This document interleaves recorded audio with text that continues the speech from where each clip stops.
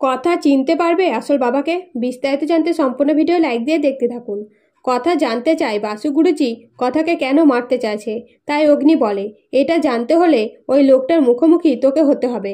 কিন্তু কথা বাসু গুরুজির মুখোমুখি হতে চায় না, তাই নার্সারিটার ব্যাপারে খোঁজ খবর করতে যায়। কিন্তু রিচা তার আগেই নার্সারি বন্ধ করে পালিয়ে গেলে কথা বলে, আমি এটাই ভেবেছিলাম আমরা আসবো, বুঝতে পেরে সব সরিয়ে পালিয়ে যাবে। তখন কথা অগ্নি আশেপাশে জিজ্ঞাসাবাদ করে এবং শেষে একটা চায়ের দোকানে জিজ্ঞাসাবাদ করতে জানতে পারে এই নার্সারি অনেক দিন আগেকার। দুই ভাই ব্যবসা করত, ব্যবসা ভালো মতো চলতো, তাও কেন বন্ধ করে চলে গেল জানি না। তারপরে নতুন একজন এই ব্যবসা চালাচ্ছে 4-5 দিন থেকে, তবে ঠিকমতো খোলে না দোকান।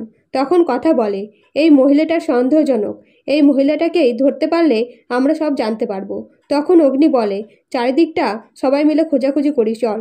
কিন্তু কিছু না পেলে কথা বলে বিনায়ক স্যারের কাছে যেতে। তখন অগ্নি রাজি না হলে প্রত্যয়, অঙ্কিত, ছোটকা বললে শেষে বিনায়ক স্যারের কাছে যেতে রাজি হয়ে যায় অগ্নি।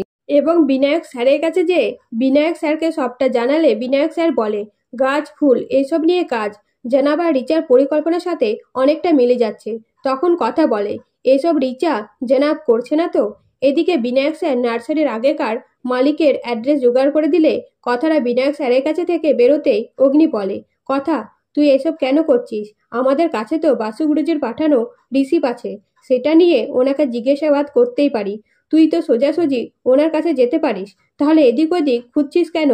আর ওই মহিলাটার খোঁজ খবর নেওয়ার কি দরকার? এইসব শুনে কথা বলে, আপনি কিভাবে বুঝলেন আমি মুখোমুখি হতে চাইছি না? তখন অগ্নি কথাকে বোঝালে কথা মুখোমুখি হতে রাজি হয়ে যায়। তো কথা দুটো বাসু গুরুজির মধ্যে চিনতে পারবে নিজের বাবাকে? কমেন্ট করে জানাবেন আপনাদের মতামত। আর ভিডিওটা ভালো লাগলে অবশ্যই চ্যানেলটিকে সাবস্ক্রাইব করে পাশে থাকবেন। ধন্যবাদ।